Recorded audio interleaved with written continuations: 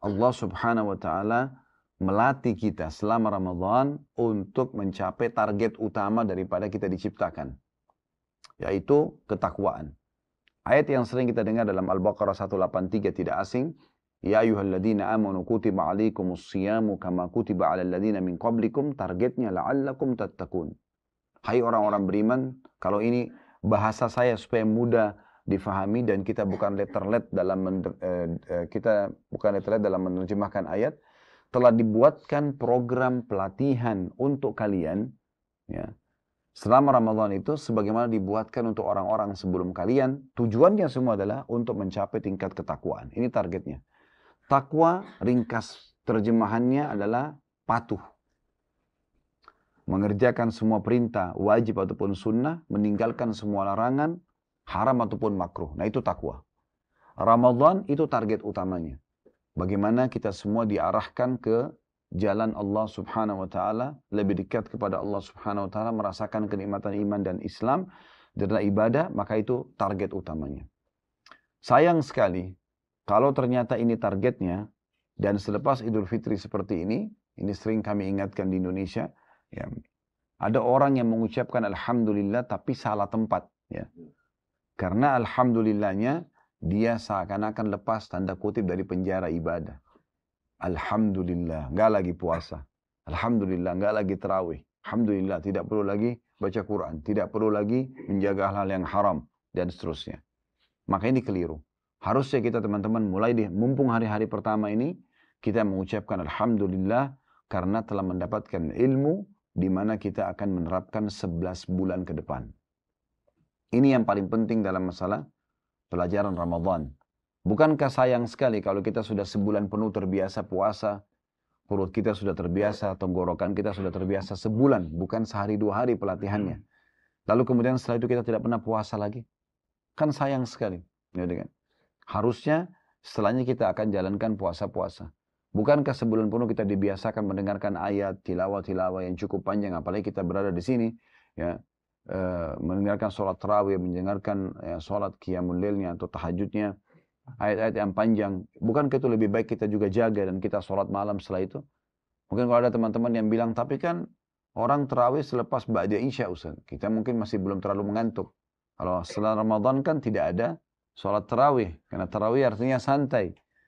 Dibolehkan karena dikerjakan selepas ba'da isya. Maka lebih santai, ya. Selepas Ramadan kita kan mengerjakannya setelah lewat pertengahan malam, ya. Apalagi di sepertiga malam lebih afdal. Maka jawaban kami sederhana. Kan kita selama sebulan penuh dibiasakan bangun sahur. Bangun sahur ini adalah puncak-puncaknya sepertiga malam yang Allah Azza wa Jalla turun ke langit bumi dan menerima doa hamba-hambanya. Sebulan penuh kita dibiasakan itu. Maka sayang sekali kalau ini tidak kita maksimalkan. Ya. Terlebih lagi, ini bahasa saya supaya mudah difahami. Selama Ramadan kemarin, mungkin sudah sering dengar ya, syaitan dibelenggu. Syaitan itu dibelenggu artinya lehernya, tangannya, kakinya semua diikat.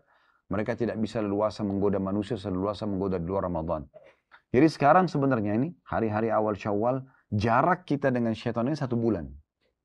Ini kalau jalan kaki cukup jauh. Jangan sekarang duduk manis lagi, kemudian nunggu syaitan, malas beribadah, sampai syaitan menjangkaunya dan menguasai dia kembali. Harusnya kita tinggal jalan, ya. Santai pun syaitan masih jauh. Artinya kekuatan iman kita sekarang akan membuat kita bisa selamat dari godaan syaitan, terutama malasnya dalam mengerjakan ibadah. Nah, ini yang kita ingin singgung sebenarnya dan kita ingin bahas di sini agar kita memahami tujuan daripada Ramadan itu. Kan rugi sekali ya. Ini secara akal sehat saja. Kalau seandainya ada orang, contoh dia belajar bahasa, anggaplah bahasa Arab atau bahasa Inggris misalnya. Sebulan penuh panggil orang yang paling mahir dalam salah satu dari 2 bahasa ini, lalu kemudian dia sudah belajar, dia ikut pelatihan, setelah itu tidak pernah sama sekali praktek ilmunya. Kan tidak ada manfaatnya, sayang gitu. Mungkin dia punya ilmunya, tapi dia tidak punya efek daripada kebaikan pelatihan tersebut.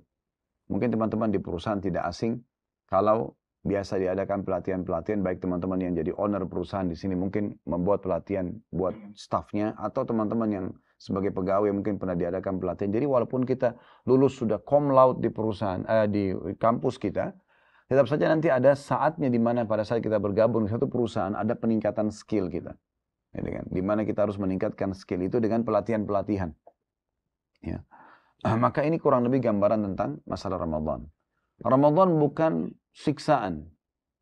Ya. Siapapun yang menjadikan Ramadan sebagai bentuk siksaan buat dia, oh sebulan puasa, susah sholat, maka akan susah bagi dia. Tapi siapa yang memulai Ramadan itu dengan kegembiraan, kesenangan, seperti orang kalau ikut satu pelatihan, dia dengan semangat ingin mendapatkan manfaat dari pelatihan tersebut, maka pasti akan nyaman saja. Ya, bahkan dia merasa sedih pada saat Ramadan itu hilang. Ya, jadi ini yang perlu kita fahami tentunya.